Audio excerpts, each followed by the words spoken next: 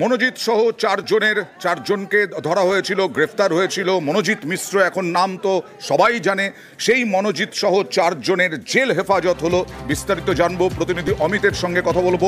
অমিত, দেখো, 22শে জুলাই পর্যন্ত মনোজিৎ মিশ্র, তার 2 সহযোগী প্রমিত জাহিদ এবং নিরাপত্তারক্ষী পিনাকি বন্দ্যোপাধ্যায় 4 জনেরই 22শে জুলাই পর্যন্ত জেল হেফাজতের নির্দেশ দেওয়া হয়েছে আলিপুর আদালতের তরফে। আজকে কলকাতা পুলিশের তরফে যিনি সরকারি আইনজীবী ছিলেন, তিনি আদালত শুনানি শুরুতেই বলেছেন যে আমরা 4 জন জুডিশিয়াল কাস্টাডি প্রেয়ার করছে এবং তদন্ত সঠিক পথে গিয়েছে। তদন্ত করতে গিয়ে যে বিষয়গুলো প্রয়োজন দরকার সে সমস্ত কিছু করা হয়েছে। যেমন বায়োলজিক্যাল এভিডেন্স সংগ্রহ করা হয়েছে, সমস্ত কিছু ফরেন্সিকে পাঠানো হয়েছে, রিকনস্ট্রাকশন করা হয়েছে।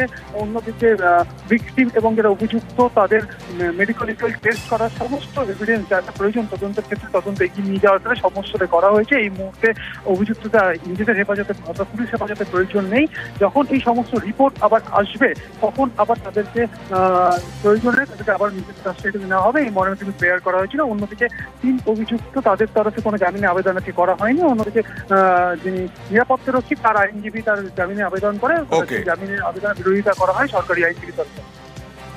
বেশ, জুডিশিয়াল কাস্টডি প্রেয়ার করেছি কসবা কেসে। অ্যাকিউজডের লয়ার নিয়ে একটা বেল প্রেয়ার করেছিলেন এবং উনি চেষ্টা করছিলেন যে দোষ নেই সিকিউরিটি গার্ডের। He is one of the prime accused, এটা আমরা বলেছি। সমস্ত ইলেকট্রনিক এভিডেন্স যেগুলো আমরা গ্যাদার করেছি সেগুলো বিভিন্ন ফরেন্সিক ল্যাবে পাঠানো হয়েছে, সেই রিপোর্টগুলো পেন্ডিং আছে এবং এই রিপোর্ট যতক্ষণ না আসছে ততক্ষণ পর্যন্ত জেসি প্রেয়ার করেছি। এরপরে যখন ফাইনাল রিপোর্ট আমরা পাবো তখন আমাদের হয়তো আবার পুলিশ কাস্টডি লাগতে পারে।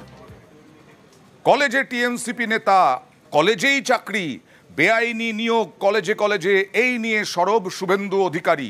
পাল্টা কুণাল ঘোষের বক্তব্য যে বিচ্ছিন্ন ঘটনা উদাহরণ হতে পারে না।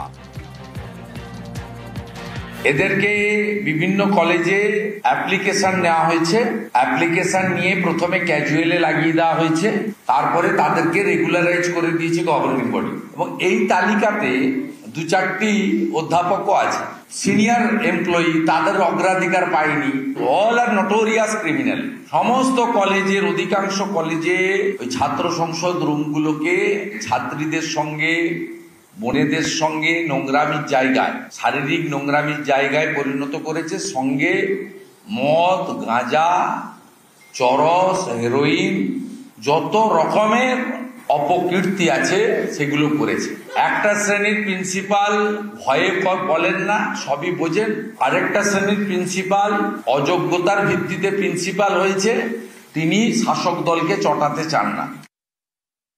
কলেজ, বিশ্ববিদ্যালয় বা যারা রাজনীতি করছেন সব জায়গাতেই তৃণমূল কংগ্রেসের সমর্থকই বেশি। লোকাল কমিটি, লোকাল থানা থেকে কলেজ কন্ট্রোল হতো সিপিএম এর সময়। বিজেপির রাজ্যগুলোতে বিজেপি কন্ট্রোল করে। যখন শুভেন্দুবাবু তৃণমূলে ছিলেন সেই কলেজগুলোর যারা, তখন তো তারা আপনার এলাকার গুলো তারা আপনার নামে জয়ধ্বনি দিত। তখন সেই বিষয়টা কিভাবে দেখতেন? কোথাও কেউ যদি কোনো খারাপ ঘটনা ঘটিয়ে ফেলে সেটা সমাজের সব পেশায় সর্বত্র বিচ্ছিন্ন অংশ কিছু খারাপ জিনিস করে। তার মানে এই নয় যে অ্যাজ এ হোল সবাই খারাপ। গতকালই বিচারপতি সৌগত ভট্টাচার্য অযোগ্য যোগ্য আলাদা করার নির্দেশ দেন। নয়া যে বিজ্ঞপ্তি রাজ্যর বা এসএসসির, সেই বিজ্ঞপ্তি বাতিল করার নির্দেশ দেন। আজকে গতকালই চাকরিহারারা বলেছিলেন আরও বেশ কয়েকটি আবেদন তারা করেছেন, কিন্তু সেগুলোর দিকে সিঙ্গল বেঞ্চ নজর দেয়নি। তাই তারা আজকে ডিভিশন বেঞ্চে গেছেন, বিশেষ করে বয়সের তারতম্য। এছাড়াও রাজ্য সরকারও গেছে, এসএসসিও গেছে সিঙ্গল বেঞ্চের নির্দেশ চ্যালেঞ্জ করে ডিভিশন বেঞ্চে মামলা এসএসসিও রাজ্যের, আবার ডিভিশন বেঞ্চে মামলা করেছেন চাকরিহারারাও, অর্থাৎ পরীক্ষার্থীরাও। সুপ্রিম কোর্ট কি বলেছিল? সুপ্রিম কোর্ট বলেছিল যে 2016 সালের রিক্রুটমেন্ট প্রসেস, সেটাকেই ফ্রেশ সিলেকশন করতে হবে ডিক্লেয়ার্ড ভ্যাকেন্সি। সেই ডিক্লেয়ার্ড ভ্যাকেন্সিতে 2016 সালের রিক্রুটমেন্ট রুল অনুযায়ী এজ রিল্যাক্সেশন দিয়ে তাদের ওই 2016 সালের পার্টিসিপেটেড সমস্ত ক্যান্ডিডেটদের পার্টিসিপেট করে তাদের মধ্যেই যদি যাদের ওই নিয়োগ প্রক্রিয়াটি থাকে এবং একইভাবে নাম্বার ডিভিশন থাকে, সেটা আমরা চাইছি।